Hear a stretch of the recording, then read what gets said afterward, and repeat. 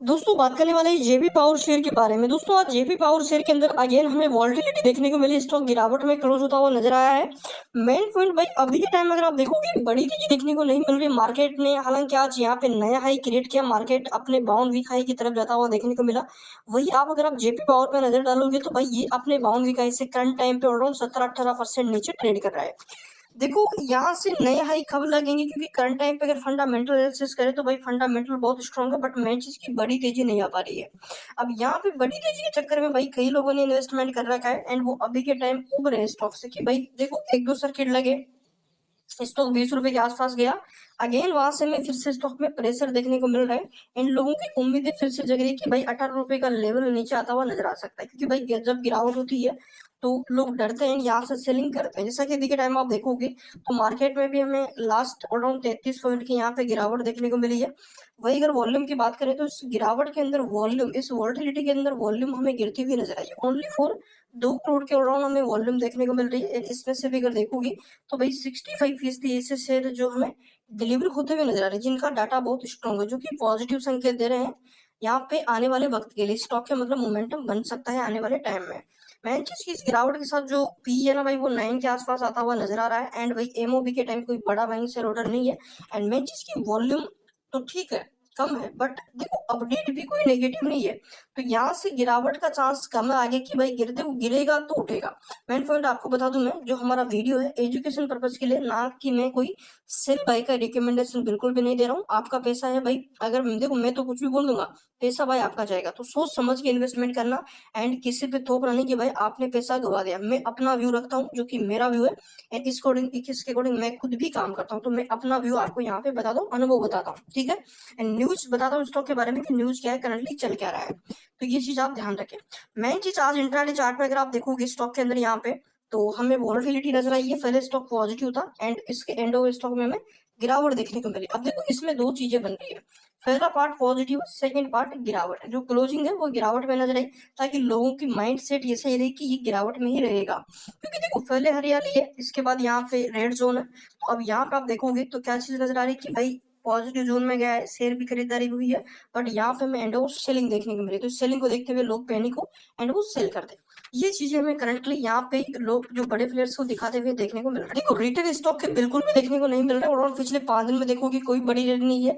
पिछले एक महीने में देखोगे 1.5% की स्टॉक की पॉजिटिविटी, पिछले 6 मंथ में डेफिनेटली रिटर्न बना, बट ओनली फॉर 46% का। जो ताबड़तोड़ रैली थी फंडामेंटल के अकॉर्डिंग, जिस प्रकार कंपनी का फंडामेंटल सुधरा है पिछले क्वार्टर रिजल्ट के बाद, पी डाउन आए, जो पी यहाँ पे 25 का था वो पी यहाँ पे घट के 10 रुपए के नीचे आता हुआ देखने को मिला, तो लग रहा था कि भाई ये मोमेंटम में बनेगा, पी स्टॉक का 15-20 के आसपास फिर से जा सकता है, बट वो तेजी नहीं बनी, क्योंकि भाई एसएम स्टेज 4 में इसको डाल दिया गया। वहां से मैं कंटिन्यू भाई पिछले 6 महीने से 2 बार, 3-3 महीने में 2 बार पिछले 6 महीने से हमें ये समय ही देखने को मिल रहा है। तो एक तो सर्किट लिमिट का स्टॉक को लॉस हुआ कि भाई जो सर्किट लिमिट यहाँ पे 10%, 20% की हुआ करती थी, वो सर्किट लिमिट 5% पे सिमट के रह गई।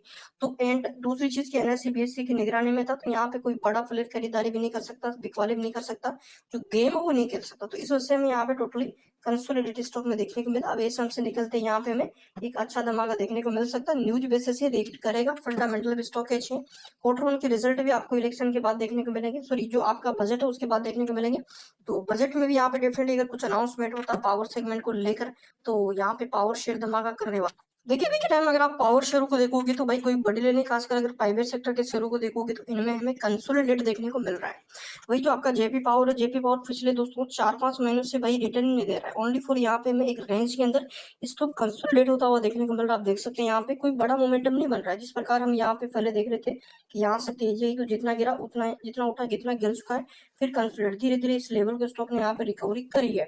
10.53 का आरएसआई चल रहा है जेपी पावर के अंदर। मैं अपना व्यू बताऊं तो मेरे हिसाब से दोस्तों आपको यहाँ पे पेशेंस रखना चाहिए, क्योंकि स्टॉक के फंडामेंटल अच्छे हैं एंड तेजी तो स्टॉक में आएगी, चाहे वो क्वार्टर वन के आसपास है, बट मोमेंटम तो बनेगा। स्टॉक में एक नया हाई की तरफ जाता हुआ देखने को मिलने वाला। देखो कभी भी कोई भी स्टॉक अगर नया हाई क्रिएट करता है तो ऐसा बिल्कुल भी नहीं होगा कि वो यहाँ पे नया हाई पे ही टिका रहेगा। क्या होता है कि इमोशनली बाइंग आती है, ठीक है। अब यहाँ पे हमने देखा कि जो रिजल्ट आए क्वार्टर के रिजल्ट, तो वो यहाँ पे देखने को मिले थे इसके आसपास, ठीक है, पिछले एक महीने के आसपास के। अब यहाँ पे समझ लो कि जो तेजी है ना यहाँ पे एकदम झटके से ऊपर गया, अब यहाँ पे ऊपर गया तो यहाँ पे ऐसा नहीं कि कंसोलिडेट करेगा, क्या हुआ नीचे गया, क्योंकि ये जो रैली थी ये ओवरबॉट रैली थी। इसके बाद फिर हमें दिखा स्टॉक ओवरसोल्ड, फिर यहाँ पे धीरे धीरे कंसोलिडेट करा। तो ये एक इमोशनली बाइंग थी लोगों ने, जैसा कि मान के चलो स्टॉक ऊपर जा रहा तो ऊपर देखते हुए लोग खरीदते जाते हैं, स्टॉक ऊपर निकल जाता है, तो वो बाइंग थी। बट जैसे यहाँ पे प्रॉफिट बुकिंग आई तो इस लेवल पे स्टॉक ने सस्टेन किया।